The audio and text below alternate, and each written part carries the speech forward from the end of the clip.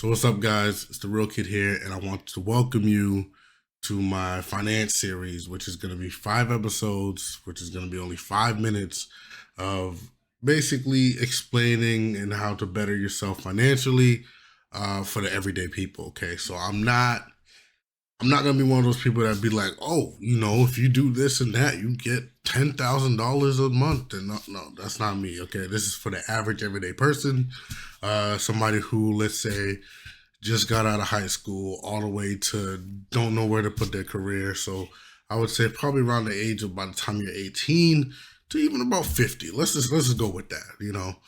And the stages and the categories. Okay, so the first thing you got to know when it comes to finance, okay, is how to budget yourself, right?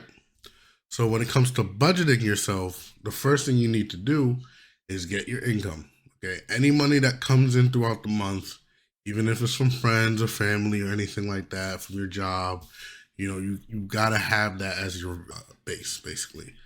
When you are able, right, to have that listed and everything, then you want to start listing your expenses. The first thing when you list your expenses, however, is the reoccurring expenses. Okay, if you have a car note, if you have bills, if you have student loans, any type of loans, anything like that, you want to list those first. And then you can go into miscellaneous in regards to like food and eating out and things like that. So again, when it comes to budget, I do mine by month only because I want to get an overall picture of how much I will have, just income versus expenses, and then we'll see what we have left over. So what you want to do is take your income. Every expense after that, you're gonna minus the expense. And I have a trick to it, okay? You want to lowball your income and highball your expense. This is why I say that. Say you bring in, let's say you bring in for the common person about 2K a month. Let's just lowball it, right? 2K a month, right? I want you to view that 2K not as 2K itself, but let's say around 1900, 1800, right? Let's do that, right? 1900, 1800. And then what I want you to do when you have your expenses, so say an expense is randomly like 495 or 283. I want you to round it to the nearest hundred. Okay. The reason why I say to do this is because end of the day, you're going to have an extra amount of money that you're technically not planning for. You get what I'm saying?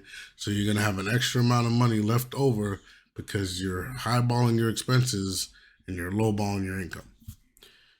So after that, after you've minused everything and everything like that, I want you to look at what you have. So again, you make a list. Okay, make a list of your expenses and your income, and I want you to look at what can change. Okay, so now bills often don't change. Bills often are around the same number, but when it comes to your miscellaneous, when it comes to eating out, when it comes to even your insurance, like shop around for new insurances and everything like that. Uh, what you want to do is see where you can cut back, see where you may be overindulging yourself, and just relax a bit and put more money in your pocket. Okay. After you do that, after you do that, then what ends up happening is you will then sort out the extra remaining money into certain categories. And this is what the other videos are going to be based on. Okay. You go savings, you go vacation fund, you go, what I did with mine is I actually, it was a savings, but the whole goal was for me to save the money to pay off a loan entirely when it came down to it.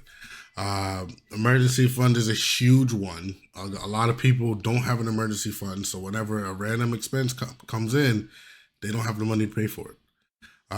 You can go into investing. Okay, you could, instead of saving your money, you actually put your money towards something where interest rates would actually build it up over time. So you could do that as well. But that's for the other videos. Okay, this is more about budgeting. Okay, so again, my trick is, okay, whatever income you are bringing in, whatever the exact number is, you round it down to the nearest hundredth, and then for whatever expense you have, you round it up to the nearest hundredth, and you're good. All right. After that, do your bills, do what you can, see whatever money you have left over. If you have leftover money, that is perfect. Okay. If you don't, you may either have to cut back on a lot more. You may have to look for another job or add some other stream of income. Trust me, I know it's harder than you think, but even just an extra $50 to $100 a month would help you out. So this right here, it helped me big time in regards to when I needed to pay my bills, when I needed to pay off my car a lot earlier. I will, again, later on in the series, I will tell you how to do those loans, credit, savings, investing, things like that. But for now, if you guys have any questions, leave it in the comments. I'll try my best to answer it and share any tips and tricks I may have for you. And yeah, any questions, just let me know. And you guys have a great day.